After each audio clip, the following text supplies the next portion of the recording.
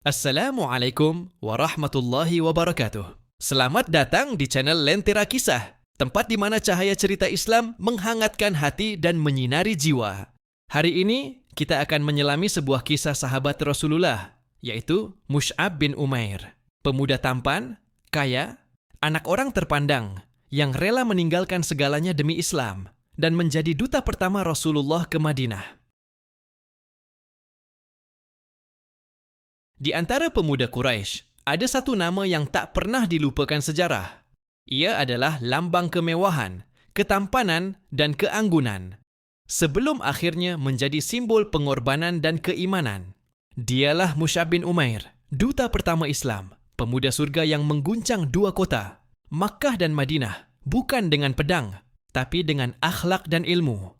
Mus'ab adalah putra keluarga bangsawan Quraisy. Ibunya, Khunas binti Malik, dikenal sebagai wanita terpandang dan paling keras dalam mempertahankan status sosial. Ia tumbuh dalam lautan kemewahan. Pakaian terbaik dari Yaman, parfum termahal dari luar negeri, dan makanan lezat yang tak pernah absen dari mejanya. Bahkan, para wanita Quraisy menyebut namanya saat membahas pria paling memesona di Makkah. Namun, segalanya berubah ketika cahaya Islam masuk ke hatinya. Suatu hari, Mus'ab mendengar bahwa seorang lelaki bernama Muhammad mengajarkan ajaran baru di rumah Al-Arqam. Rasa penasaran membawa langkahnya ke sana. Ia mendengarkan ayat-ayat Al-Quran, dan hatinya gemetar. Itu bukan sekadar kata-kata. Itu adalah kebenaran yang selama ini ia cari. Tanpa ragu, Mus'ab mengucap dua kalimat syahadat. Tapi keislamannya tak bisa disembunyikan lama.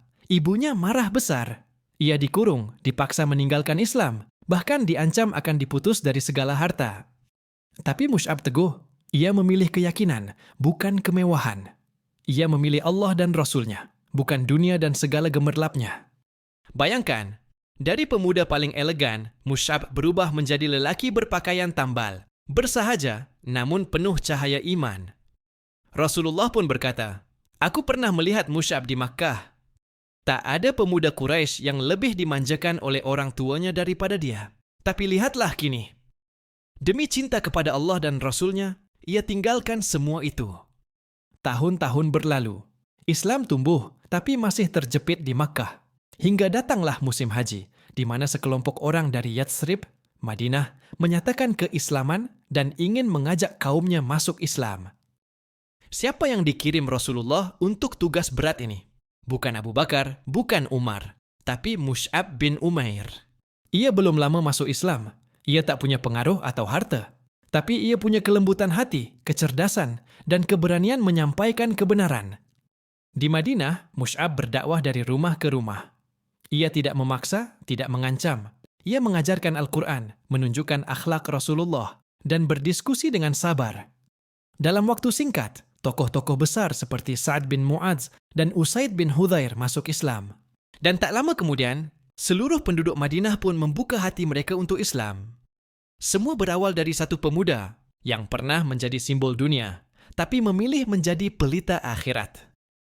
Saat perang Uhud terjadi, Mus'ab membawa panji Rasulullah. Ia tahu bahwa menjadi pembawa bendera berarti menjadi target utama musuh. Tapi ia tidak mundur. Saat tangan kanannya ditebas, ia pegang panji dengan tangan kiri. Saat tangan kirinya pun tertebas, ia dekap panji itu dengan dadanya. Hingga akhirnya Mus'ab gugur. Usianya masih muda, penuh luka, dan tubuhnya tak bisa ditutupi kain kafan dengan sempurna. Jika kepalanya ditutup, kakinya terbuka. Jika kakinya ditutup, kepalanya terlihat. Rasulullah menangis. Saat di Makkah, Mus'ab punya segalanya. Kini kami tak punya cukup kain untuk mengkafaninya. Mus'ab bin Umair mengajarkan kita arti pilihan, bahwa dalam hidup akan ada saatnya kita harus memilih antara gemerlap dunia atau cahaya iman. Ia bukan nabi. Ia bukan bangsawan setelah Islam datang. Tapi namanya abadi dalam sejarah, karena ia memilih Allah di atas segalanya. Maka siapapun kamu hari ini, dari manapun asalmu, jika Mus'ab bisa mengguncang dunia dengan keimanan, mengapa kamu tidak? Jangan lupa like dan komen.